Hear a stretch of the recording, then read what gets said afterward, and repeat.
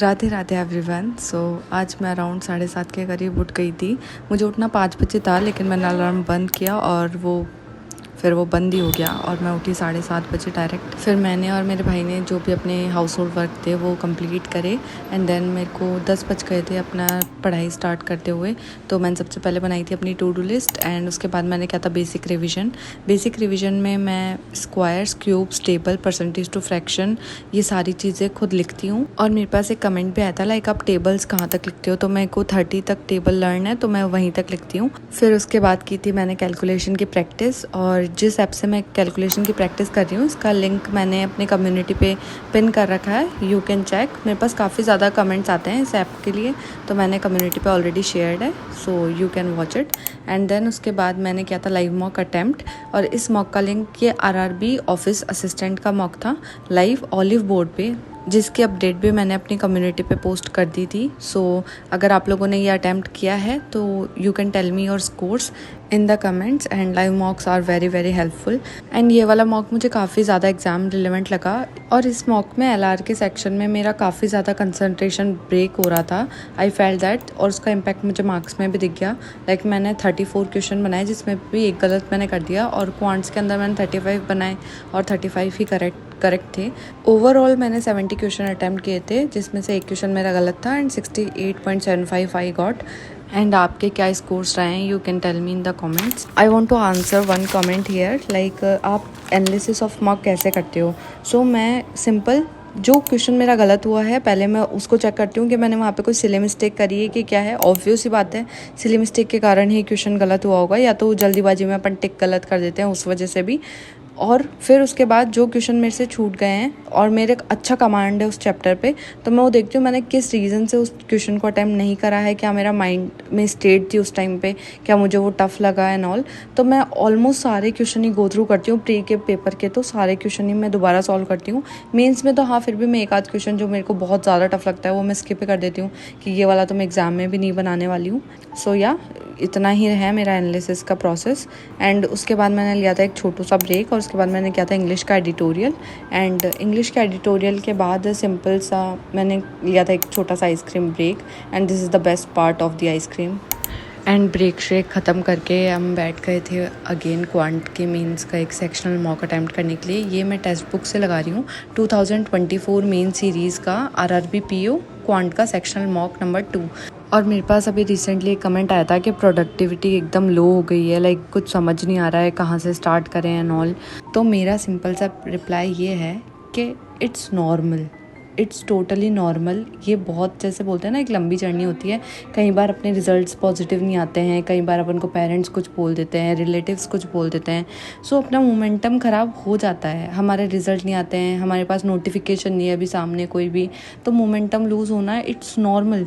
सिर्फ खुद को गैदर करो, खुद की स्ट्रेंथ गैदर करो, आपने क्यों स्टार्ट किया था खुद को रिकॉल करवाओ, बार बार रिमाइंड करवाओ, एंड खुद के ब्रेन को काफ़ी ज़्यादा स्ट्रॉन्ग रखो। किसी के बोलने पे कुछ मत सोचो।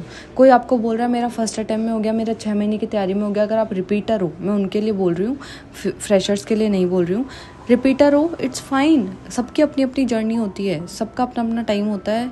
खुद को डिमोटिवेट करने की, खुद को ब्लेम करने की ज़्यादा आवश्यकता बिल्कुल भी नहीं है। जिस दिन टाइम आएगा अपने आप सिलेक्शन हो जाएगा।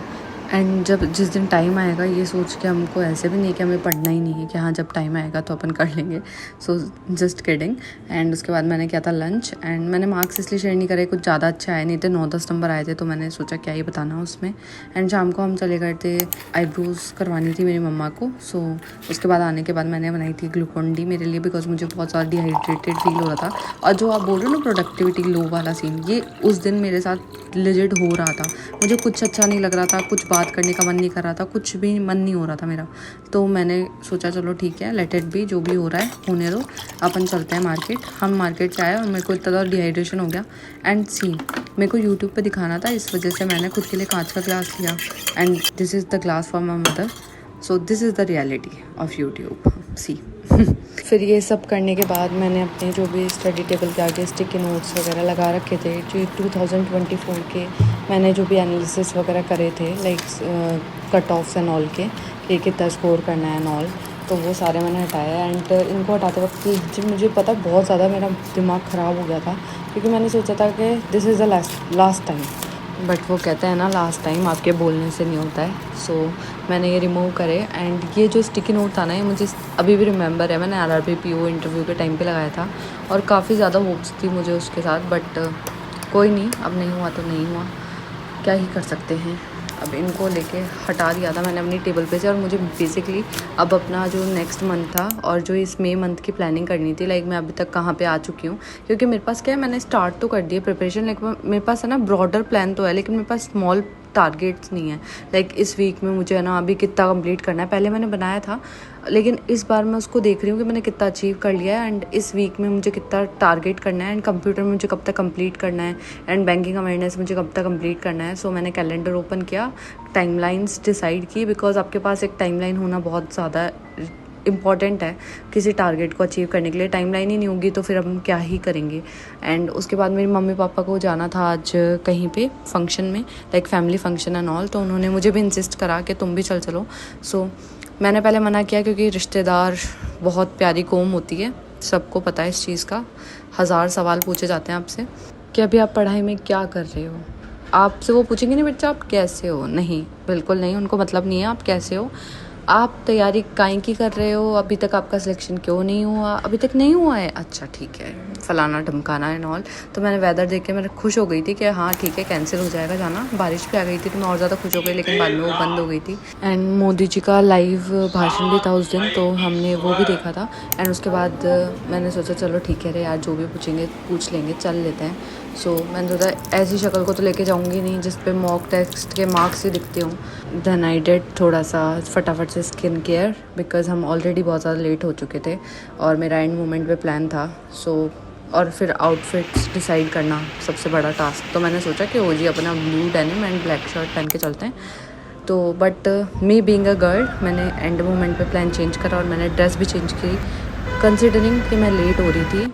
And yeah we reach the venue and it's pretty good. बाकी जो सवाल जवाब होने थे वो हुए बराबर, उन्होंने मुझसे सवाल। एंड देन मैंने सोचा हटाओ यार सवालों को, खाने पे फोकस करते हैं। सो या दैट्स इट, राधे राधे।